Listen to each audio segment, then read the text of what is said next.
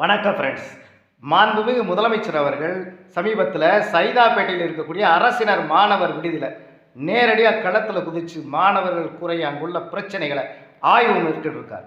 இதில் ரொம்ப முக்கியமான விஷயம் என்னன்னா, பொறுமையாக பஸ்ஸில் போகும்போது பக்கத்தில் இருந்த ஆளையே மூஞ்சில் அடித்து விரட்டின முதலமைச்சர் இல்லை.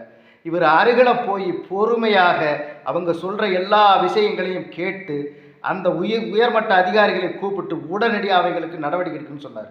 இதில் நான் ரொம்ப முக்கியமாக கவனித்த விஷயம், ஒரு அன்பு தம்பி மாணவன் ரொம்ப அழகாக அங்கே இருக்கக்கூடிய பிரச்சனைகளை ஒன்னன்னா முதலமைச்சர்கிட்ட அடுக்கினார். அதை கேட்கும் பொழுது கண்களில் கண்ணீரும் இதயத்தில் வலியும் உண்டாடுது. அவங்க படிக்க போயிட்டு ஐஏஎஸ் ஐபிஎஸ் கோச்சிங் சென்டர் போயிட்டு வெளியே வர்றவங்களை உள்ளே அலோவ் பண்ணாமல் ரோட்டில் படுக்க வைக்கிறீங்க, கொசுக்கடியில் படுக்க வைக்கிறீங்க, பார்க்குக்கு போய் படுன்னு விரட்டுறீங்க, சாப்பாடு கொடுக்க மாட்டீங்க, அவங்கள தன்னம்பிக்கையை சீர்குலைக்கிற வரைக்கும் அசிங்கமாக திட்டுறீங்க. இதெல்லாம் யார் உங்களுக்கு ரைட்ஸ் கொடுத்தது? ஒரு அரசாங்க உத்தியோகம் கொடுத்துட்டா நீங்கள் மிகப்பெரிய கடவுளுக்கு ஒப்பானவரா? ஒரு முதலமைச்சரே இவ்வளோ பணிவோட செயல்படுறாரு, நீங்கள் எவ்வளோ பணிவோட செயல்படணும்? அது மாணவர்களை காக்கக்கூடிய காப்பாளர்கள் எப்படி இருக்கணும்? அவங்க உங்கள் காசை கேட்கலையா, பணத்தை கேட்கல, தன் உழைப்பால் முன்னுக்கு வரவனை ஏன் தடுக்கிறீங்க?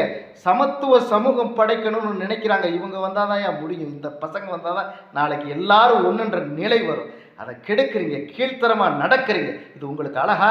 அரசு ஊழியர்னு சொல்கிறீங்களே, பத்தலைன்னு போராட்டம் பண்ணுறீங்களே, இப்படி செய்கிறீங்களே, உங்களை மாதிரி ஆட்களை தூக்கி வேலையை விட்டு நிற்கணும். இதுதான் இந்த அரசாங்கம் செய்யணும்னு நான் பணிவோடு கேட்டுக்கிறேன். அதை தாண்டி மாண்புமிகு முதலமைச்சர் அவர்கள் இந்த விஷயங்களில் கவனம் செலுத்தி எதிர்கால சந்ததியினருக்கு நல்ல வாழ்க்கை கொடுக்க தொடங்கியிருக்காங்க.